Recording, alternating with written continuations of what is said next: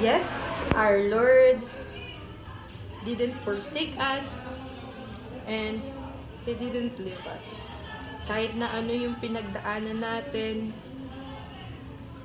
nung mga nakaraan, kahit man gaano kahirap yan, I know there is someone na tumutulong sa atin, no?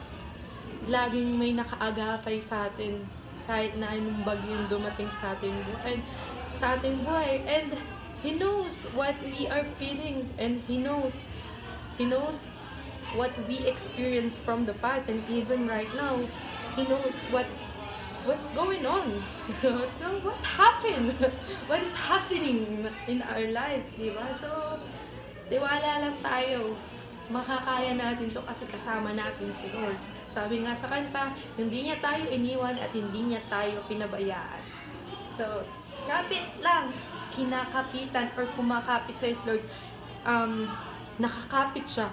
I mean, ano mo yun? Hawak-hawak ka ng Lord. Kahit mangawit ka, hindi ka niya bibitawan. Right?